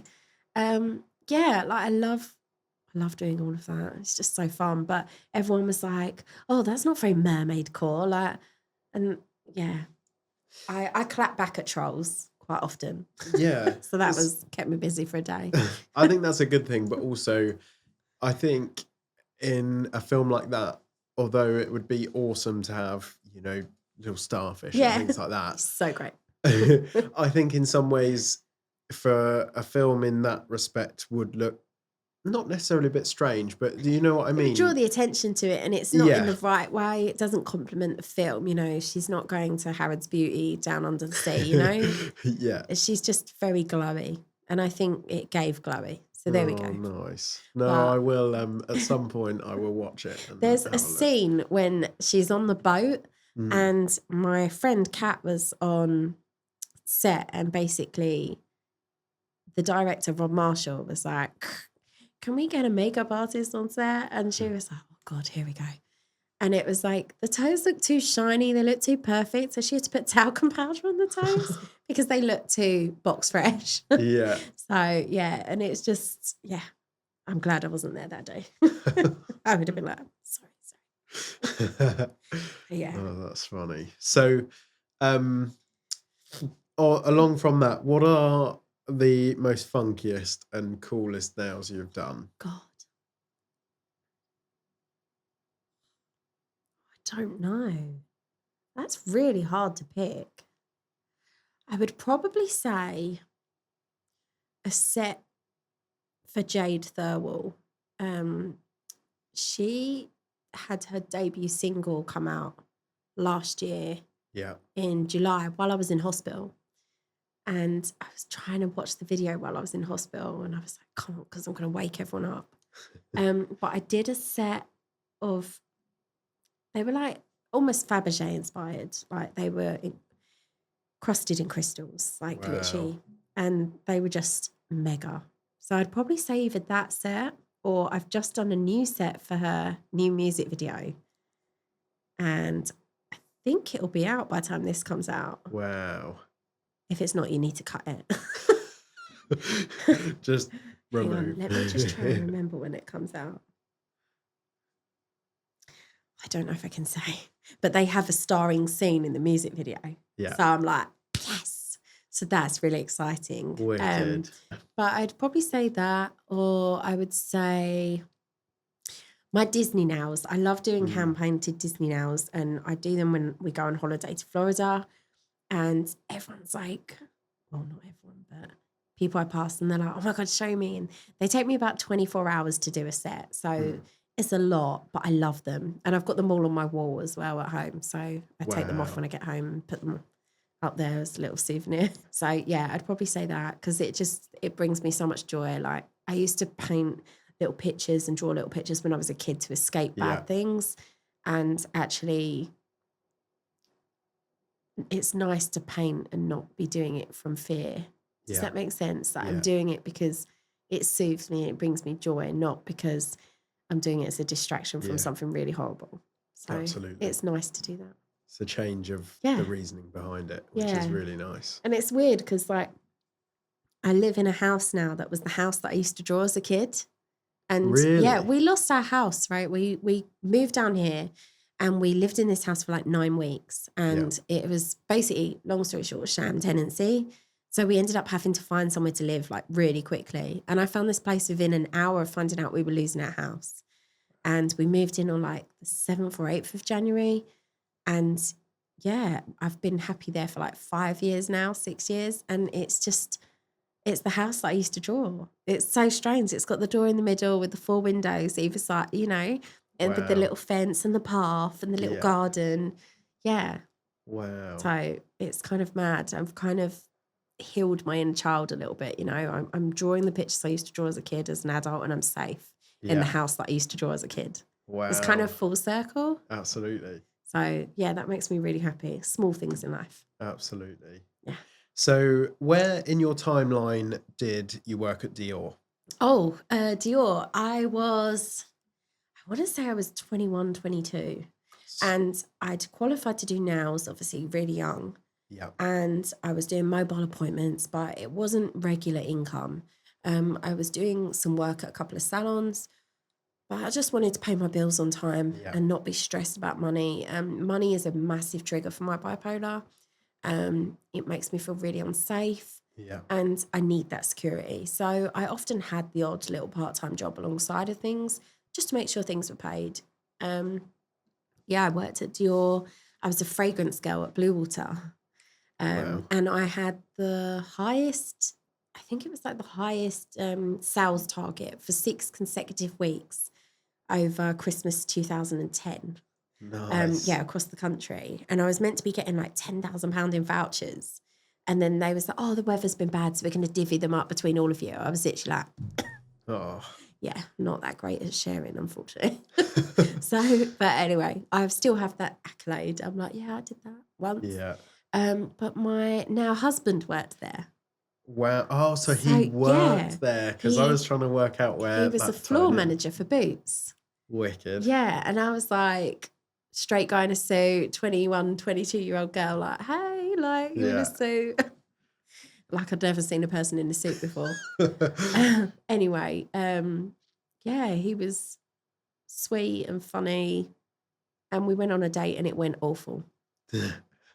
Horrible. Did it? Yeah, not good. In which way? Both ways, or? He left and told me that he still loved his ex-girlfriend. Oh no. I was like, you are dead to me. That is it. You're done. Yeah, he left. And I was literally like, oh my God, this is giving me a complex. Like, this is not great. It was really awkward. So that was 2010, and kind of 5 years odd passed. And then he started like messaging me on like, he found my profile on Plenty of Fish, and and he made some snarky comment, but like in a fun, jokey way. And I was literally like, ship emoji with puff of smoke. Like, ship has sailed, mate. Goodbye. Wow, and then so blocked you were strong. him. Yeah, and then he like messaged me on Facebook, and I was like, yeah, no, still not happening. And then I just got back from my Ibiza chilled holiday, not party holiday. But I was like, oh, I haven't got any food shopping in. And he was like, oh, can I take you out for dinner? I was like, fine, not interested at all. So I was like, I want to go here. He was like, okay. I was horrible to him. I really think I was horrible to him. And then he was like, I had a great time. I'd love to see you again. I was like, okay. Said to the girls, like, he's glutton for punishment. So second date, horrible again. Third date, I got in the car and he was like, I get what you're doing. I completely respect it and understand why, but I just wanted to let you know, I let you go once. I don't plan on doing it again. So you either be nice to me or we call this quits now. And I was like, I'm going to simmer down. Yeah. Yeah, and then 10 days later, he told me he loved me. Nice. So, yeah. No, my husband is, very patient. Yeah. He's lovely. And I couldn't have got through this last year without him at all. And I've picked that up not only from the sort of little info that you gave me, but just from sort of this conversation here. And I was quite excited to find sort of how that started, because I think he's been quite an anchor through a lot what you've gone through throughout life, which is really nice. He's been so great. I kind of G him up a little bit and he kind of calms me down. Yeah. You know, if I've got a problem with something, I'm like, right, that's it. I'm going to crash my car into their front room. And Craig's like, let's think about that. You know, I'm a hothead, whereas he's more patient. He'll wait and process and analyze, and you know, whereas I'll be like, bosh, let's go. Yeah. So he calms me down. I think I've grown up a lot being with my husband. I also think like I used to like try and self-sabotage it because I didn't think I was worthy of having someone love me like that. Yeah. And he kind of showed me what real love is. And it's he is home. Yeah. And that sounds so cringe to say it. I'd be watching this at home like, yeah. But it's true. I think he's not anything like the people I used to date. No. And even though they were all different people, different jobs, technically the same person, the same personality trait. And my husband, he's good and kind and fun. Yeah. I'm so serious. I feel sorry for him sometimes. Like, I laugh a lot, but I'm also really serious. And he'll be laughing and joking, and I'm like, don't mess around. Like, and I just think about how would I feel if that was gone tomorrow? And yeah, I just don't think I could breathe without him. He's literally, he still annoys me though. Don't get me wrong. Like socks and coffee cups. Yeah. But yeah, he literally, when I was in hospital, he drove up like every day and he was exhausted, like nearly falling asleep at the wheel. Yeah, and he just was there. So I'm very lucky. Yeah. And he gave me my dream proposal as well. Oh. So he proposed to me in front of Cinderella's castle at Magic Kingdom in Florida. Wow. And he'd like spent months saying, I would never do it there. It's so tacky. I don't know why anyone would do it. I literally packed a bag and stormed out. I was like, how dare you take me to my favourite place and not ask me? And he'd had the ring all along. I'd asked for permission. It was sitting there and I hadn't even spotted it. And I was like, was you not worried I was going to see it? It was like, no, you're hardly ever home. You hardly ever see it. Like, but yeah, he just, every dream I had, he's made come true. Yeah. And I think he'd probably sit there and say like, it was me, but I knew I had like a lot in me to give, but I just knew that I needed to find the right person to give that to. Yeah. And I feel that, he's really supported me through all my jobs. I remember doing nails and it was so dark I couldn't see. And I was like, I need to buy like a head torch, like to work. And he literally went off and made me a head torch, like out of like a baseball cap and duct tape. And then I was like, oh, I need like one of these lights. And he made me a light box with like a little clipper. Like, it's just, he would do anything to make me happy, I think. And I love that about him. Yeah.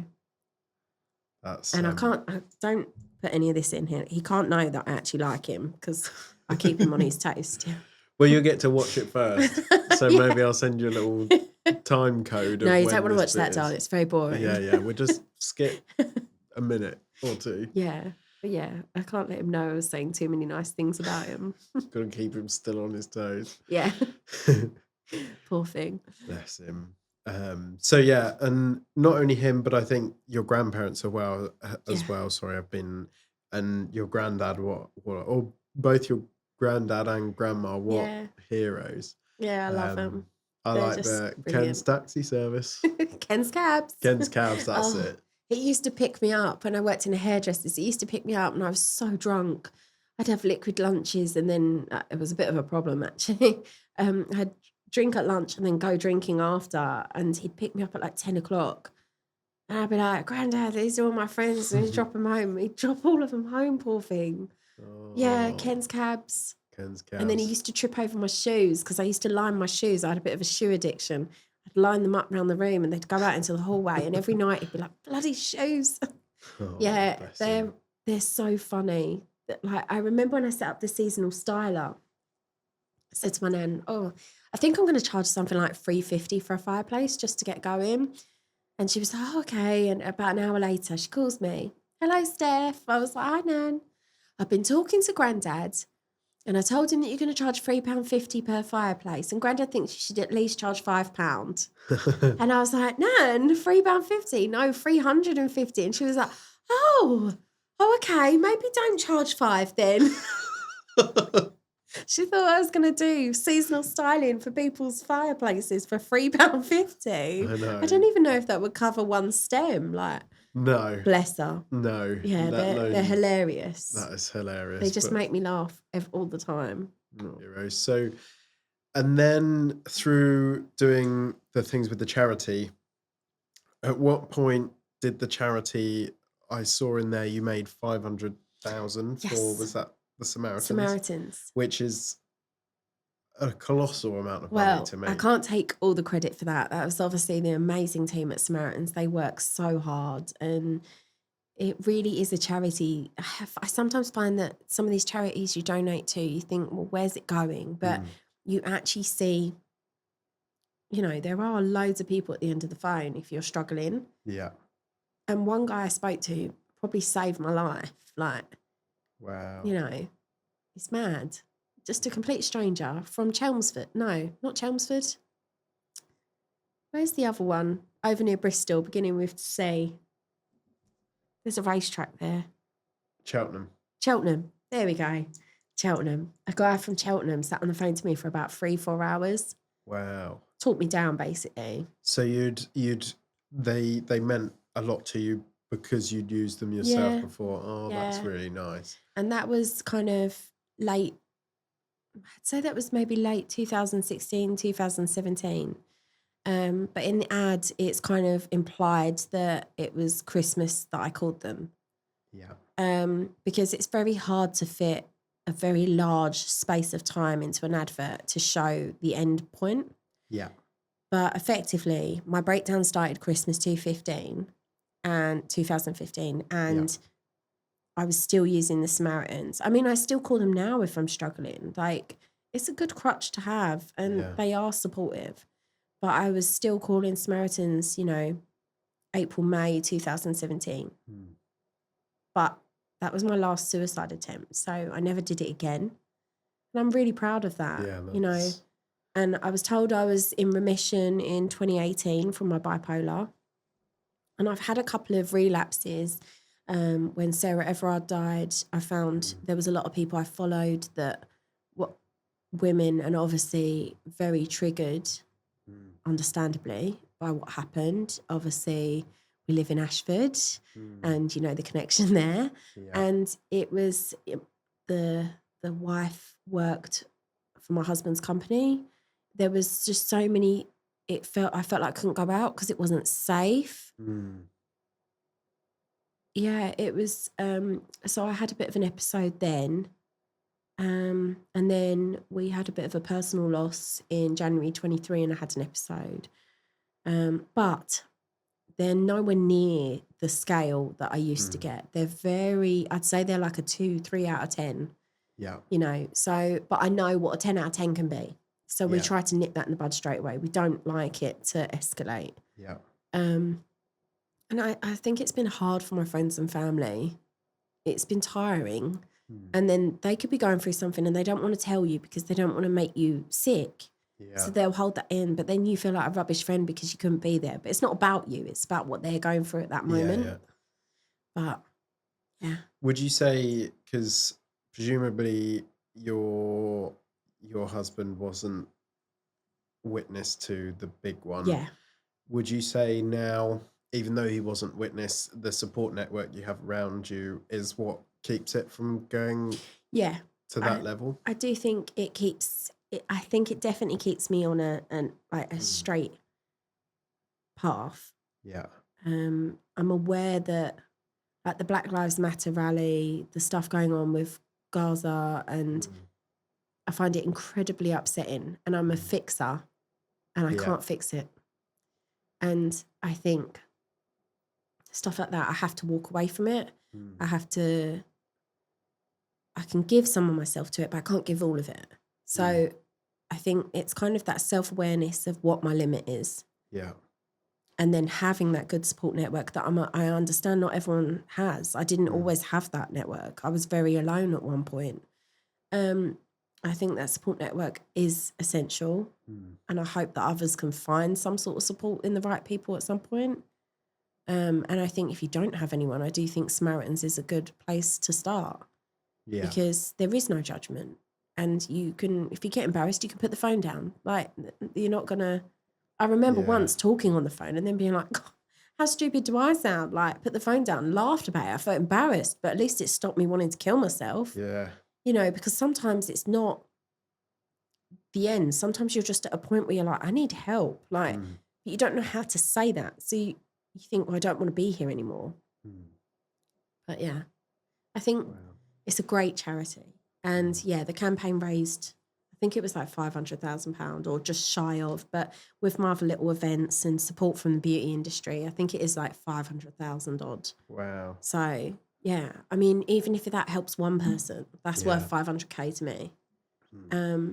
Yeah, it's really exciting that it hopefully helps people. Yeah, because I know what it's like when you feel low, like so many people bottle it up, and I think it's got to come out at some point, otherwise you just get sick.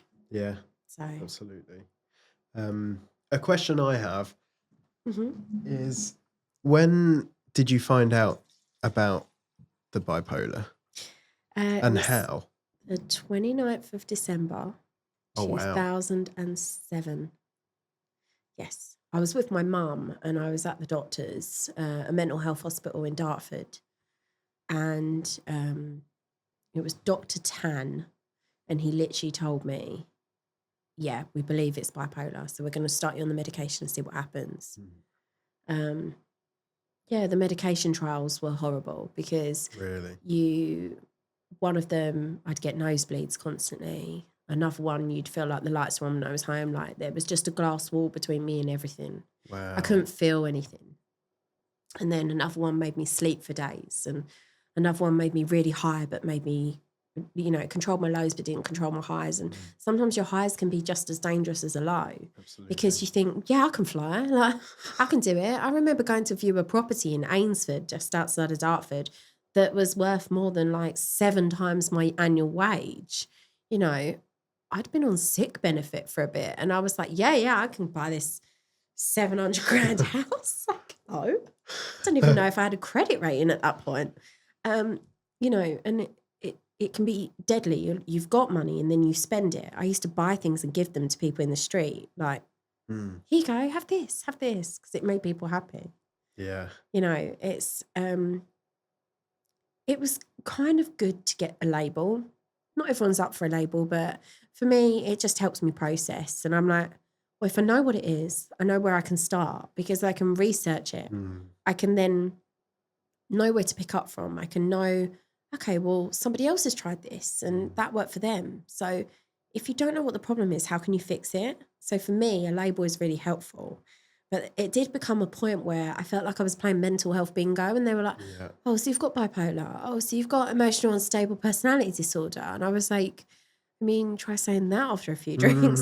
And then they're like, you've got post-traumatic stress disorder. And I'm like, yeah, maybe. It just became one thing after another. And, then I was diagnosed at 30 with Asperger's, which is ASD. And in some ways I was like, I'm good. I don't need treatment for that. I just needed to understand it. Yeah. And it does help me. And I think doing my job has helped me progress as well. Like I can talk. I didn't used to be able to make eye contact with people. So I would look anywhere and I still do it sometimes, but I'm much better. But then sometimes I do it a bit too much and people are like, you're staring at me. So if I do, I'm sorry. No. Yeah, so it's weird. And I'm funny about textures as well and foods. I didn't used to like my food touching, but a couple of years ago, I think it was like 2 years ago, maybe 3 years ago, I made a salad and it had superfoods in it and it had all different colors. And I sent it to my friend and she was like, I could cry. I'm so proud of you because my food was touching. And it was like vegetables. Like her son was like, I think 7 at the time. And he was like, oh yeah, we had mussels at the weekend, Effie. And I'm like, what? I'm on turkey dinosaurs. Like, how are you having mussels? Like, his food tastes are way advanced to mine. But I'm getting better. Yeah. And I'm trying new things. So that's good. So it is a process. But I think, again, I didn't want to be held back by stuff. But I am funny about repetitive sounds. So like an alarm going off. It can, if it comes as a shock or information I wasn't expecting, I can get quite blunt and people like perceive it as rude. Yeah. But it's not. It's just my brain is like, what the hell? I don't know how to process this. What do we do? So yeah, people are like, God, she's rude. And it's like, it's I'm sorry. It's not meant to be like that. It's just, it's overload. And I get like it if there's too many questions on top, like 6, 7 questions, and it's like, oh God, I can't think. Like my brain just stops. It's interesting to me. What I love is I think what's interesting is even now you're still learning. Yeah.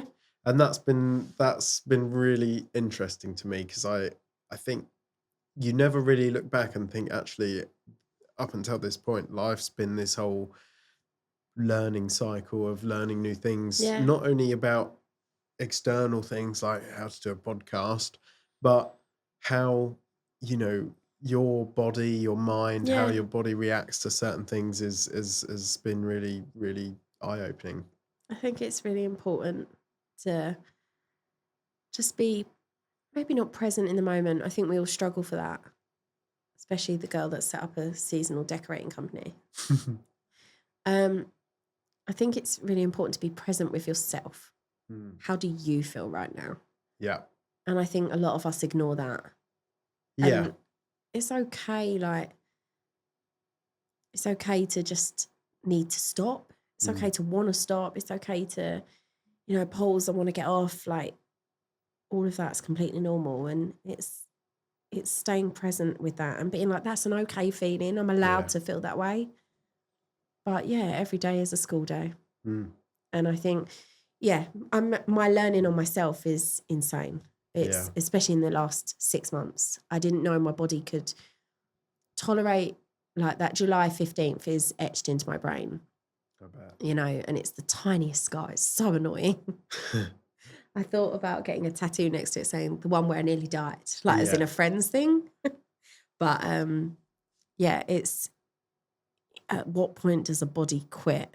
And if I can get through that, and my mind could get through 2016, what can't I do? Yeah, that's true. You're a pretty stoic individual. And not only that, from taking the knock on of I've lost a load of clients to, okay, I can't just do nothing. What can we do? Yeah. Seasonal styler. Yeah. I'm trying to make sure I don't say stylist. Styler. And, through that we met, and earlier, did you say you styled Little Mix? It's one of... Yes. Leanne from Little Mix. Leanne Pinnock. I bet that was a big job styling her house, was it? It was a big job, yes. It was a 9-foot tree and a piano display. Wow. And then it was 2 7-foot trees in the front room and a fireplace display. Wow. And then it was a garden tree. Oh, wow. Just LEDs around a tree. And I ran out and my hands got cold and I was like, babes, you're just going to have half a tree. She was really okay about it. Oh, bless her. I think I've been doing their nails now for like, I want to say like 12 years. Wow. Maybe. So I get dates wrong. So sometimes I'll be like, I've been doing this job for 19 years. And then next thing you know, it's 17. So ballpark 12. Yeah. Maybe. Wow. So that is something I perhaps should have asked is I completely overlooked the fact that you've probably been doing people like Little Mix for a long time. A long time. Wow. Yeah. Is there anyone else? So I've worked with over 160 celebrities. Wow. So it's quite a few. So lots. Yeah, quite a lot. Sometimes this is just like one. Sometimes it's a couple. Sometimes it's over a period of time. Yeah. Sometimes it's just one project and then they could be quiet for 3 years and then they come back. Sometimes it's once and never again. Yeah, it depends. Some are regulars, but yeah, do you want a list? I should reel off my operation list I have worked with. We could go with all-time top three favourites. All-time top 3 favourites. Can I do a joint one? Yeah. Okay, so obviously my Little Mix girlies, they've got to be in there. Yeah. I spend a lot of time with Leanne and Jade, and I'm just, blessed to have them. I feel that, I'm very grateful for both of them, and Leanne especially, and Jade makes me lovely cups of tea, and we talk about Disney, so that's also, and she has, great taste in nails, so that's always really good. So my top 3, so I'd definitely say them, and who else would I say? You can say more. Don't have to limit it to top 3 because it's really hard. Helena Bonham Carter, she was incredible. Scarlett Johansson was incredible. Wow. Tom Daley, I love him. He's just so cool. Like, he grabbed my suitcase once and wheeled it. I was like, you're not meant to be doing that. Like, you're the talent. Like, and he's like, no, it's fine. And just down to earth. I had a chest infection, managed to run my suitcase up the stairs. Without a chest infection, I'm gasping for air. Wow. Yeah, very, very lovely man. Leona Lewis, love her. I've been with her like 14 years. Wow. Maybe. Yes, really, some were really cool. Carrie Fisher was amazing. Yeah. I spent quite a bit of time with her. I did nails for a film with her and a couple of TV appearances. And I'd never been to Selfridges, and she bought me, I collected paper bags, and she bought me one of every size paper bag. And in the bottom of it was a gift card for Selfridges. Wow. And we was going to go shopping, but she became unwell. And she was like, I want you to go, and then I want you to FaceTime me and show me all these things you've got. And I was like, I got this. And she was like, you got all of that for that amount? And I was like, yeah. And I was like, I'd like to get my money's worth. And she was like, I thought you were just going to get one nice top or something. And I was like, oh no. Like, I think I bought a hat and a jumper and a purse and Nutella with my name on it. I mean, why not? You're in Selfridges. Absolutely. Yeah. She was amazing. Yeah, Jonathan Ross was amazing. I was with him like 5-6 years. He gave me a little kitten, and yeah, I got to meet loads of people through his show, and I got some clients through that. So I'll always be grateful to them. And yeah, I've been really fortunate. I have some very lovely, I mean, Halle Bailey and Melissa McCarthy as well. Yeah. They've got to be in my top faves. Wow. They were wonderful too. So yeah. Melissa McCarthy said I'm a hoot, by the way. So I'm going to put that on all future job applications. Yes. I am a hoot. You are a hoot. That is wicked. So yeah, they're probably my faves. Oh, that's amazing. I can't believe I didn't ask that earlier. Like, tops. It feels so much lighter now. Clang, clang, clang. Yeah, no, I was like, why did I not ask some of the names out of all the celebrities you've done? It's pretty. And you even, by chance, met someone. So how did it go? You were backstage and met 3 all at once. Oh, yes. I was an assistant for London Fashion Week. London Fashion Week? No, I wasn't. I was an assistant for the London Olympics closing ceremony. Oh, wow. And I got to do the nails. I'd done the nails for Kate Moss for the Vogue print edition. Yeah. And under my boss, Marion, at the time. And I was drafted in with, I think, a guy called, it was David, came to help us. Well, we were helping her. And yeah, I basically was wandering around, and it was all accredited, and you couldn't go anywhere without this pass. And I had this pass, I could go everywhere. It was amazing. And I had a lighter, and I hid it so I could ask Mark Owen for a lighter. So then I stood and had a cigarette with Mark Owen, Ed Sheeran, and Liam from Oasis. Yeah. I just went blank then, couldn't remember his surname. Gallagher, Liam Gallagher. Anyway, I basically, had a cigarette with them. It was just so mad. And then I turned around and saw Dave and Victoria Beckham, and they were fussing. I walked into Victoria Beckham once by accident. I worked at Calvin Klein, and I was drinking a Burger King milkshake, and basically pretty much walked into her and her security. Yeah, and then she came in Calvin Klein and bought some jeans, and I had to help her with the jeans. So if you remember, sorry. Yeah, hopefully she watches the podcast. Yeah, hopefully. Yeah, I hope she sees this. Was it nearly? Oh, yeah, sorry. So I walked in, and I was backstage, and I was going to get lunch. So I was going to like the catering area, and I walked in, and Annie Lennox was stood in front, George Michael there, and Brian May. Wow. And I literally I just walked in and just looked at them, and Annie just went, hello. And I was like, holy shit. Like, you're legends. I think I just said to him, like, oh my God, you're iconic. It was something like that. And then I was just like, okay, thanks, bye. Like, I think I pretty much curtsied and then turned around and run off. Wow. That was it. Very weird. That's amazing. But amazing. And then I bumped into Brian May in Primrose Hill, and he was at a dog show. And I was on my lunch. I worked there doing nails in a salon in Primrose Hill. And I went up to him and I was like, oh, I'm terribly sorry to bother you. I kind of met you at the Olympics, but I wasn't allowed to take pictures. And he was like, you're the nail girl, right? I was like, he knew who I was. And I got a picture taken with him. And I just love that. It's pretty cool. I got a picture with Brian May. Big Queen fan.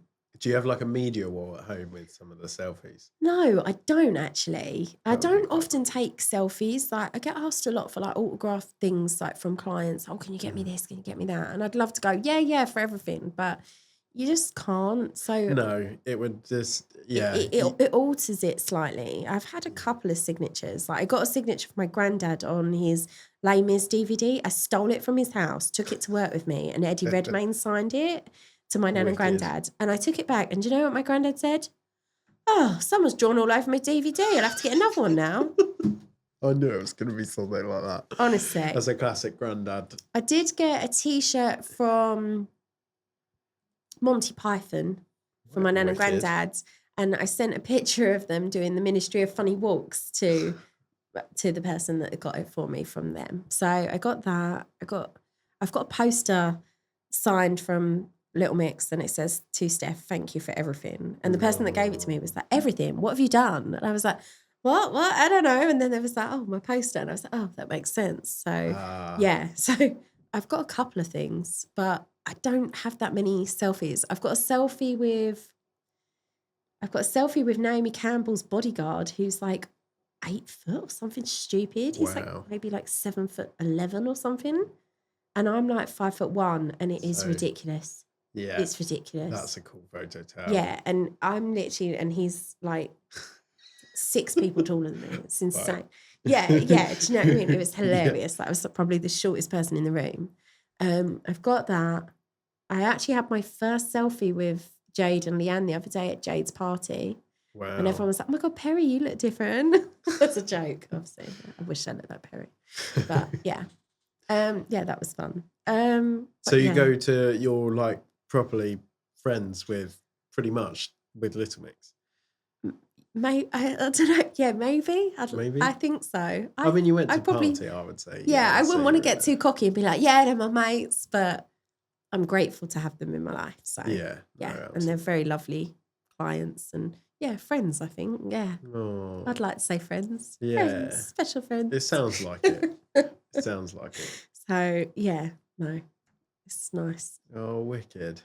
From that girl to now. Yeah. Which is actually really nice and hopefully inspiring for lots of people to actually go through your timeline and to go from through everything you've been through and actually still cracking on. Although I don't know how one person can go through so much. I must have been horror in my previous life, because that is a lot. Yeah, my husband is like, "Oh God, what is this year's problem going to be?" Yeah, well, let's touch wood. This year it's going to be a good year. Absolutely, 100%. I'm 100%. Ready for it. So, future plans with either or? Future plans. I normally rush into everything and go 100 miles an hour. And with the seasonal styler, I'm not going to do that. Yeah. So I'm going to go slow. It's longevity. Nails, I eat, sleep, breathe it. It's so, I don't have to think about nails often. Like, I can just do it. Yeah. Whereas with this, it's a test. It's wicked. Yeah. I'm like, "Oh, okay, right. Next year I need to do that. Yeah. Right. Next year I need this. Oh, okay. I'm going to get that for every job now. Yeah. Okay. This is a 3-person job. This is a 2-person job. Okay. That takes me 2 days to put up. It takes me a day to take down. Like, it's a learning curve and it's challenging. Yeah. So I think I'm going to go slow and steady, and I've got a couple of repeat bookings already, so that's good. That's really good. Really good. Really happy about that. And hopefully I'll just get a couple of good clients and just build it into something. And it, Rome wasn't built in a day. No. It doesn't need to be an empire overnight, and I'm good with that. So, seasonal styler, would you ever, just out of interest, say if someone came to you and, for example, I'm having a birthday party, I want it to look like this, I want it to have this, this, and this. Yeah. Would you do that? Yes, I have done a couple of times for different people, like themed rooms and stuff like that. So I would do that. I'm kind of open to doing things. I just love creating a space. I'm not really one for overconsumption, but I like overconsumption when it comes to an event, or a moment, because the perfect backdrop for that family picture, and you'll treasure it forever, and everything in that is special. Yeah. And I like creating that. Yeah. And I do that in my home, and people say, "Oh, you just do it for show or for Instagram." I really don't. Yeah. I barely put any pictures. I put one reel, I think, of my house, but I was sat in it like every day, like just looking at it like, God, I love it. And it does something for me. It just brings me happiness. But that's the thing, So I would create it for anyone. Yeah. But we spend so much time in our house. Why shouldn't you love it? Yeah, In some exactly. ways, I know I mean, I'm not home often. I can be away like weeks and weeks. Like, so it's nice to be home and be doing that. Yeah. And also, I do struggle with my mental health sometimes with my job. In some ways, nails saves me, in other ways it doesn't. I got booked for a job with Nicki Minaj, and I was meant to fly to Prague, and I was going to do a H&M campaign, and I went and bought out all this stuff that I needed and packed, and everything was going great. And then I got dropped because they were booking someone in Prague. But I don't see that they've thought, oh, actually the budget. I think I'm not good enough. I didn't do well enough. I didn't get picked. I messed up. It might not be any of that. It might just be logistical. It might be financial. It might just be, well, actually that's easier, or the client's requested it. But I sit there and go to town on myself. I'm literally like, you're useless. You shouldn't be doing this. You're a failure. Like, and I can undo months and months and months of good work just in that one moment. So I'm not perfect with any of that. I have to be really careful how I speak to myself. So yeah, that's a bit of a problem. Yeah. But I think I've forgotten what the question was. I've just gone off on a tangent. You've forgotten as well because I've just gone off ranting. I think, no, it was good. It was started sort of the future for you in general, but also seasonal styling in terms of if someone said, this is what I plan for my birthday or an event, and then gone on from your home, making it lovely because it's where you spend all your time. Give or take. I think nails as well, going forward for the future. I have rheumatoid arthritis and it's affecting my hands, and I've been a little bit unsuccessful with the treatments to help it. And I find sometimes when I'm working, my hands can be quite achy. So that was another reason for setting up the seasonal styler, because it doesn't require that much pressure to put a bauble on. It doesn't require that much pressure to pull a cable tie. Like, you can do it so easily. Whereas when I'm working, I'm pinching, I'm filing, there's a lot more movement going on. And of course, I would imagine doing intricate pinching, filing only aids the rheumatoid arthritis in some way. That was another thing. So one of my things that I'd like to do is I want to sit and record. I want to create a how-to video for all my top celeb looks that I've done. Nice. And I also want to put all my top tips that I've learned from my mistakes and from just general greatness into a video to help other people. Because I've noticed since moving down here, there is a lot of salons, and I'm like, why are you doing that? Why are you doing that? Yeah. What are you doing that for? That doesn't look good. And I don't mean that in horrible. I mean it. I want good things for this industry. Yeah. I want good products. I want good ethics, and I want good art. And do not be putting that picture up. Like, it doesn't need to be up. If that's your best work, what are you doing? And I want to kind of compile all of that into a program almost, so that people can learn, because I won't be able to do nails forever. And I kind of want to pass that knowledge or wisdom, if I've got any, on to other people, and hopefully help leave the industry a better place than when I arrived. Yeah, that's my plan. Wicked. So yeah, I think that's what I'm going to do. I like it. And just keep doing nails for Jade and Leanne and Tom and Leona and Pink until they all get sick of me, I guess. Yes. That's it. And I must say, I've got a very lovely bunch of clients in my nail room at home as well, and they are brilliant. And they've supported me so much while I was ill as well, like food parcels and flowers and chocolates and get well soon packs and books. And yeah, I'm very fortunate. They're like, they're bloody amazing. Restores your faith. It does. Like, they've all been great, all of them. Oh, good. So, yeah. Big up to the nail room. Yeah, absolutely. Big up to the nail room. I like it. Absolutely. So the sort of near final question, if I was to say in this room behind me, I want a big, massive feature wall that could see through the camera and it would look amazing. I just, out of interest, would love to know the process you go through planning wise and what questions you would ask, just out of interest.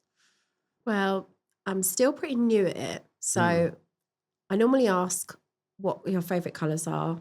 if you've got any hobbies or interests. Mm. And then I'd look at the space. I normally get an inclination of what I want to do straight away from looking at a space. Yeah. So, yeah, I would normally kind of walk in and be like, oh, they look great there. Yeah. I think I've got a good eye for stuff like that. Yeah. And then I'd want to get to know the person. And do you have any goals or vibes that you like? So I'd ask all of those. And then I kind of just create something and hope. And then say that you've got option 1, 2, 3. I normally send out like a deck with the colours or the vibes or the looks. Do you want to go for a spooky Halloween? Do you want to go for a fun Halloween? Do you want to go for scary Halloween? Like, do you want gothic? Do you want, American horror? Do you want, traditional autumnal? Like, so I would kind of categorise and colour. Yeah. And it's the same with Christmas. Do you want Scandinavian? Do you want traditional? Do you want colourful, nostalgic? All these key words that would spark something for a person. Every word I've just said, you probably get an image for each one. Yeah. And so I do that. And then once I've got that kind of benchmark, I can then work from that and say, right, this is my interpretation of what you've asked. And people are either like, well, actually, I've been really lucky. Everyone I've done it for so far has been like, I'm really happy with that. Yeah. But it's also learning when to rein it in, because I've worked with different budgets. Yeah. I've worked with everything from 60 quid to £4,000. Like, so what is the budget? What is your goal? But if you wanted something on that wall, I would have probably your logo up there. Yeah. But I'd have it in like a bronze or similar to the light fitting. Yeah. And I'd have it coming out so it looks like it's floating on the wall. Yeah. And then I would probably have some downlighting, and then I'd have some foliage, because I love foliage. Yeah. Anything green works for me. I like that. So that's what I would do. I would have foliage around the sides. I'd like to bring some green into the room. Oh, it'd be great. It'd be so calming. I wanted some big plants. Yeah, a little jungle in the corner. Yeah. Yeah, I like that. There was talks originally when I was sort of visioning the wall, because it's not kind of finished yet. I just need to, I sort of got to a point, tried to save, because I built the whole room. Oh my God. Did the plastering, everything. Jeez. Stud wall. Like, this wasn't a room. This was part of the building you saw from the outside. Yeah. So I literally... You've done so well. All the plugs I wired in myself. Everything. Even this table is home built. You built this? Yeah. Oh my God, that's epic. The wood is upcycled from the... You've thought of everything as well, which I like. Yeah. So the wood ties in because my granddad Doug, who I also lost, he helped put all of these panels up, and these were panels on an old cattle barn that was the only thing here when my parents sold everything and moved here. And so I kept that, and I had the idea of making that kind of a feature. I love it. Yeah, so, and like the intro I'm having made, I found it wasn't the voicemail I thought I had, but it's a voicemail left to me by my grandmother, and that's going to be part of the intro. So you'll hear her voice in the intro, which is really, so it's just, yeah, keeping things whole, but also, you know, a lot of this did save me money. Yeah. And it's even like that now needs to be a curtain, not two blankets. But when I get to a bit of spare money where I can buy a curtain, I'll do that, and sort of so on and so forth, really. But yeah, so behind there, I want kind of a shelf type thing with a few plants and some memorable Hopefully things. Hopefully a YouTube award. That would be incredible. A streaming award. A 10,000 subscribers. I'm looking at the camera to be like, make that happen. I hope so. That is the dream. You got to dream, and you got to keep going. And I think this will be number 6 or 7 now. And I've got a couple more. I've got my whole month, January month. I'm trying to do one a week. So I've got so far this month, one a week, which is really good. And so, yeah, hopefully one day, but the shelf will have things that mean a lot to me in some ways. So kind of like a feature shelf. Yeah. I've got a book my grandma gave me literally days before she passed. And she wanted me to sell it to make some money. But it's just really, it's actually really cool, and you now I can't sell can't it. ever sell it. So, No. so yeah, can't. just little things like that I've kind of kept that will actually look really cool as kind of like, It's the essence of them. yeah, The reason you set this up, like, because of that grief, and then to keep them in. I love that. yeah, I like the personal touches, and I think that it would just make it so much better than a bog standard yeah, IKEA shelf and a plant. You know, you've literally got things that you'll look at it and it will remind you that they're with you. And I just absolutely. think you couldn't ask for anything more perfect, I think. No, I agree, and I want to build the shelf as well. Yeah, exactly. If you got any of that wood left that you can utilise. I have actually. There's loads of it left. I told them not to get rid of any. The guys who took all the panels off and made it. Yeah, utilise that and pop the wood on the shelf and stuff. Yeah, Because then it's like they're with you. I think it's great. into the room. Yeah. So yeah, let's. It's yeah. You've done great. Thank you. So amazing. We'll see. I keep voicemails from my nan and granddad on my phone as well. Yeah. And it's some of them are pocket dials. And then my granddad, Yeah. Oh, I'm like, keep that one. Yeah. No, and it some is. Of them, hello, Steph. That's my nan. No. And it's just my husband does impressions of my nan and granddad. So my granddad answers the phone the same way. I think my granddad's a little bit on the spectrum, maybe. Yeah. And he just is very. You text him like, oh, happy birthday. I hope you have a lovely day. Love you so much. Blah, blah, blah, blah, blah. And you go, okay, thanks. Yeah. Yeah. He's funny. That is He funny. makes me really laugh. Yeah. But yeah, I like keeping voicemails. But that's the thing. And that's the thing behind it. You know, I wish I'd have kept more. I wish I knew more about some of the stories she told. And I wish she was here to come on and here. Ask her. And that's the thing behind it. You know, I think you meet so many people by chance, like you and I, who have amazing stories, who have inspiration that, you know, I hope people find interesting. And if not thousands of people, even just one, if one person listens to this podcast, for example, and goes, oh my God, you know, my situation, maybe I can turn it upside down and there's hope and there always is, I think. I think that's what it's about. So let's see. And in a few years, when your seasonal styler is massive, we can reconvene and come back on, and we can both hopefully have seen massive growth both sides. That'd be great. And you know, I don't think I'll be retiring. I better let Craig know. Yes, no. But yeah, thank you so much for giving up your evening and coming on. And thanks for listening to me ramble away. It's been out of order, great. Different timelines. Hope it's interesting. Oh, 100%. But yeah, you know, I think that's what in some ways the questionnaire is about. And actually, it gives me time to do research and learn about things I don't know much about, like the bipolar and things like that. And it's weird because some of the stuff on the questionnaire like is things that I maybe haven't given any thought to for a while. And it does feel like a lifetime ago, some of those things. And trying to recall, I used to be so finicky about particular dates and times. And there's certain ones that stick in my head like cement. And there's other ones that I'm like, was it? Or did I? Yeah. And I take it as, some people might see it as a sign of forgetfulness, but I actually think it's a sign of healing, that I'm not hanging on to every little detail of that trauma. Yeah.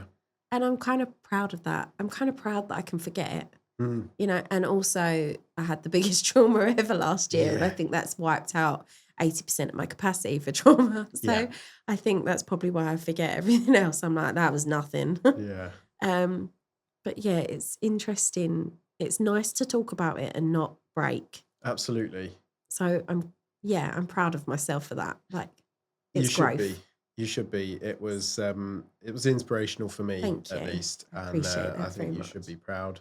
And you know, you've done amazing and come a long way in spite of everything. So well done to you. Thanks. And so have you with this amazing. Thank you. Can't believe that. Well, hopefully we're sitting here again in years to come, and looking at that plaque. Looking at that plaque, the plaque, and hopefully the bronze logo with the. We need the bronze logo and the shelf. And the shelf. Yeah, so exactly. Let's do it. Perfect. Right. Okay. We done? We're done. Romeo done. Romeo done.